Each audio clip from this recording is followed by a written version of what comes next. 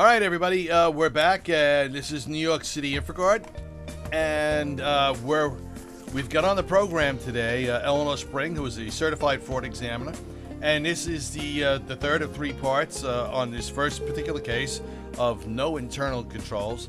Eleanor is the principal of Spring Action Fraud Elimination. It's called SAFE, S-A-F-E. Look her up online. All right, she's worth the money, folks. And this is the InfraGard series on fraud, focusing on the small to medium-sized business industry. We're going to do a wrap-up now with Eleanor, and she's prepared a number of different points that the small to medium-sized business owner may not be aware of. All right, so we want to get them out to everybody, Eleanor, and if you would, why don't you give those points out, all right? Sure. To start with, the owner needs to set the tone. The tone of the environment of the business should be set from the top. The example should be set by the owner, the managers.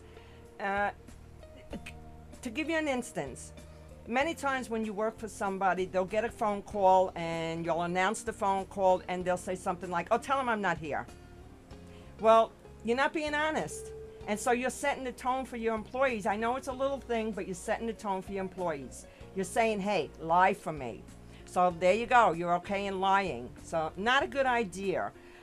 You should promote honesty, ethics, goodwill to all the employees. They should have that from the top.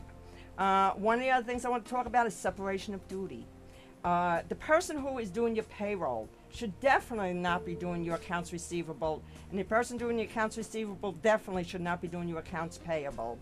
You should have an outside person come in once a month to reconcile your accounts, because when you have people working together, they do tend to get very friendly over time. And if one says, "Hey, you know what? We can get away with stealing a couple of dollars. Let's cover me on it." And friends do that. They'll cover each other. So that's also something you want to think about. These three employees, receivable, payable, payroll, should not share an office together. Because when people share an office together, they get even friendlier. And when they get friendlier, they can figure out ways to cheat the company. Make sure, as the owner or someone who has the authority to sign papers or checks, pay attention to what you're signing. Now, when I questioned this business owner about checks that she wrote out, this woman wrote out, he said, "Well, some of them I signed." Well, how can you sign checks payable to her for thousands of dollars and not question it? It's almost like you deserve to be defrauded because you're not paying attention to what should be done. Also, you don't, like I said before, you don't leave your signature on file. Anybody can get it. Anybody can learn to copy it. If it's not a difficult signature, it can be copied really fast. And if it is, they can still copy it. So you don't want to do that. And you don't want to leave those endorsement stamps with your signature on it. A lot of people just leave it in their top drawers.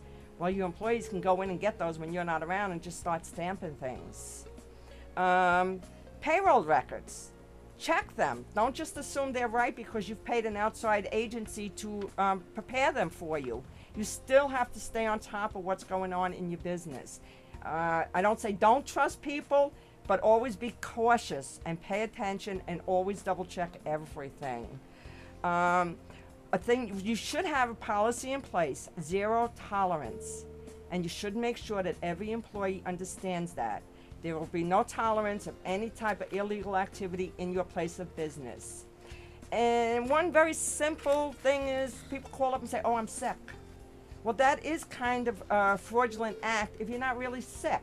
And I know that's a simple method, but that's just giving you one example of what the policy should say. You should have many things in that policy in terms of who can be on the internet, what are they allowed to view, are they allowed to view personal websites, many different things that should be in that policy. What are you going to do should somebody be caught victimizing your company?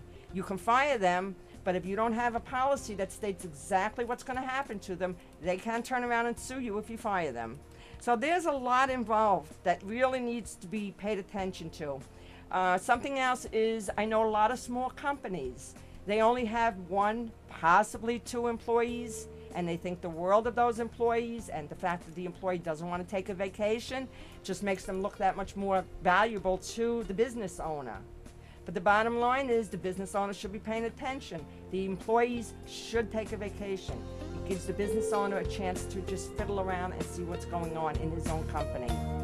Well, Eleanor, the music's coming back up, and it's the end of the segment. We certainly appreciate the time we've had with you, all right?